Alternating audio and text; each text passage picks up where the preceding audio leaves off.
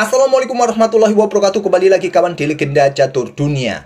Turnamen online Champion Chess Tour 2025 melanjutkan seri keduanya kawan. Kali ini dengan Chess.com Classic yang sudah dimulai sejak kemarin lusa dengan babak kualifikasi untuk pemain non-Grandmaster dan tadi malam kualifikasi kedua untuk para Grandmaster. Nah, para Grandmaster tadi malam memainkan permainan Swiss ataupun permainan knockout kawan. Dari hasil permainan Swiss itu diambil 15 pemain kawan untuk bertarung di babak knockout. Kecuali pemenang pertama Vladimir Fedosev langsung lolos tanpa melewati play-in match play. Langsung nanti malam akan berkumpul dengan Magnus Carlsen dan pemain-pemain undangan yang lain. Nah, urutan kedua sampai urutan ke-15 ini kawan bertarung di play-in match play kawan, dan hasilnya sebagai berikut. Ada 7 pemain menemani Fedosev untuk ke event utamanya nanti malam. Ada Caruana yang mengalahkan Pranes, Pragnananda mengalahkan Oparin, Arjun mengalahkan Daniil Dubov. Lama kita nggak mendengar Daniil Dubov, sekali muncul kalah kawan.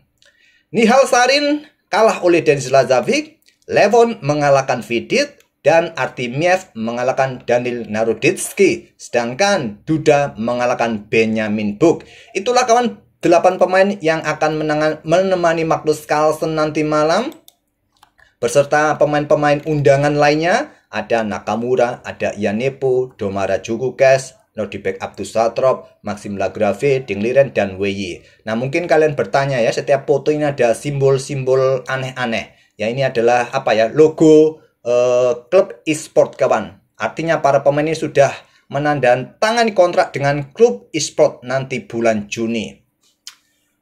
Oke kawan, kita akan ulas permainan Daniil Dubov ya di play-in match play menghadapi Arjun Erigaisi. Saya pilih pada game pertama saja, di mana Dubov pegang hitam dan permainan dibuka dengan pembukaan pion D4 oleh Arjun.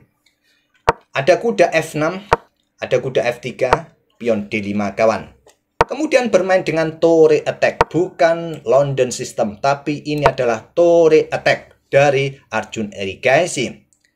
Kuda E4, langkah utama dipilih oleh Daniil Dubov. Opsi kedua melanjutkan dengan pion E6 kawan. Support petak pusat ya, yang nanti biasa akan diikuti dengan pion E3. Berikut inilah settingan permainan pion E6. Akan sedikit saya lanjutkan. Kuda BD2, setelah rokade gajah D3, dan seperti biasa bisa lanjutkan pengembangan kuda BD7 atau langsung pion C5 kawan. Mungkin rokade putih, baru sekarang pion C5, bisa juga dilanjutkan oleh hitam. Putih akan koordinasikan pion-pionnya membentuk piramida. Mungkin akan dilanjut dengan pion B6, kuda E5, kuda E5, kuda pukul kuda, pion ambil balik kuda D7, jual beli langsung kawan.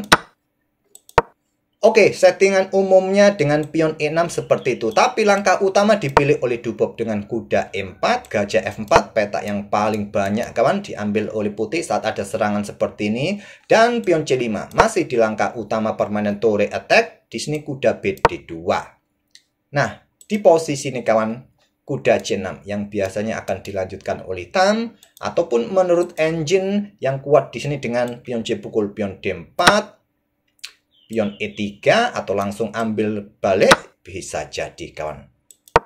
Dubov memilih dengan pion E6 untuk segera keluarkan gajah gelapnya.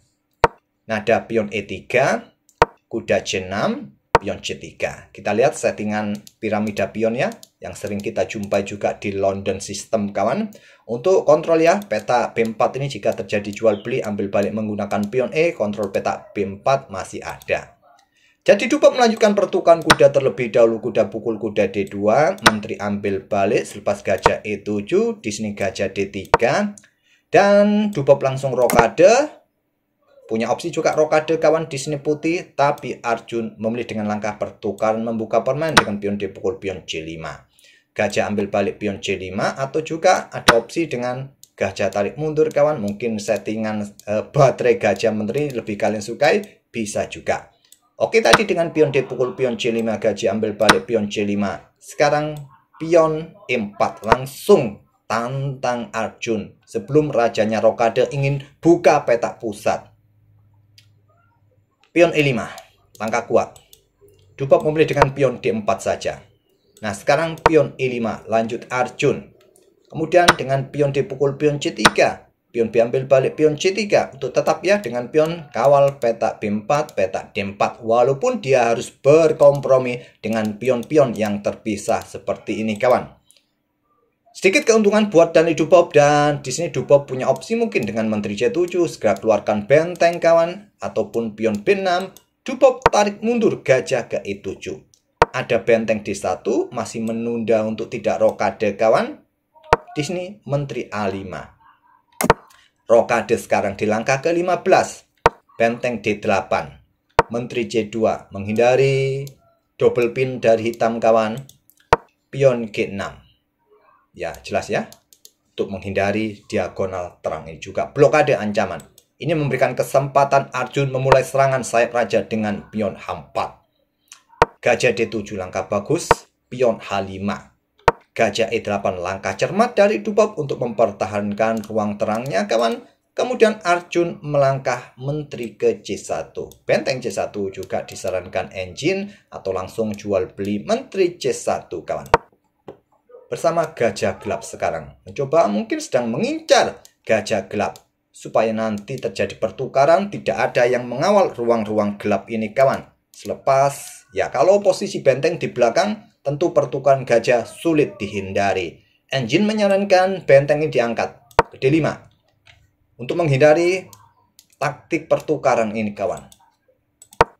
Dubov memilih keluarkan benteng satunya, benteng AC8. Tentu gajah G5, Menteri C5. Di sini pertukaran langsung dilakukan oleh Arjun. Gajah pukul gajah E7, ambil balik dengan kuda. Supaya menteri bersama benteng ya menyerang petak C3. Tapi selepas kehilangan gajah gelap, coba lihat kawan. Ruang-ruang gelap ini menjadi isu utama bagi Dani Dubov. Bagaimana dia mempertahankan ruang gelap depan rajanya, kita lihat saja. Menteri H6 diikuti kuda, awas potensi skak emat kawan. Di sini Dubov melakukan pengorbanan kualitas. Benteng meluncur cop. Ya, gaya Mikhail Tal keluar kawan. Tapi ya bisa jadi benteng pukul benteng, tusukan pada petak B5, rencana Dani Dubov berikutnya. Tapi lihat, ada ancaman kuda ini. Potensi skakmat masih ada. Terus apa langkah terbaiknya? Buat hitam untuk antisipasi serangan skakmat, menteri ambil pion C3. Kalau dengan kuda G5, menteri ambil pion E5. Bisa menjaga petak terakhir H8. Raja masih bisa geser dan nanti bisa menantang pertukaran. Belum ada ancaman skakmat. Ya mungkin ada pion H6 di sini. Ini juga merepotkan Dani Dubov nanti ke depan. Tapi jalur terbaiknya seperti itu ditunjukkan oleh komputer. Dubov meluncur benteng ambil gajah. Supaya hilang penjaga peta F5. Benteng ambil balik. Kuda F5 segera usir menteri kawan. Menteri mundur ke D2. Ada gajah B5. Masalahnya skak. Benteng bisa menghindari tusukan dari gajah. Menyadari langkahnya salah dan Dubov di posisi ini. Raja G7 kemudian benteng D1. Aman sudah benteng putih. Menteri ambil pion C3, menteri G5 kawan. Awas, ada potensi skakmat kawan. Potensi skakmat di sini. Gajah E8, langkah terbaiknya kawan untuk amankan baris belakang. Yang mungkin bisa dilanjut menteri F6 cek. Raja H6 di sini. Lanjut mungkin skak lagi. Cek di sini. Caplok kuda. Cek di sini. Mundur ke sini. Masih aman ya. Masih aman. Mungkin menteri ke peta E7. Dubov melangkah gajah E2 dan skakmat 2 langkah dari Arjun. Diawali dengan pion H6 cek. Caplok oleh kuda. Menteri F6 cek mate kawan. Baris belakang ada yang mengawal. Dubov kena skakmat di langkah ke-29. Di game keduanya Dubov juga kalah. Arjun lolos ke event utama nanti malam. Oke, itulah kawan game permainan Dani Dubov melawan Arjun di babak play-in match play pada game pertama. Kita nanti cari game-game lainnya yang menarik kawan. Terima kasih, kita akan bertemu di video-video berikutnya. Wassalamualaikum warahmatullahi wabarakatuh.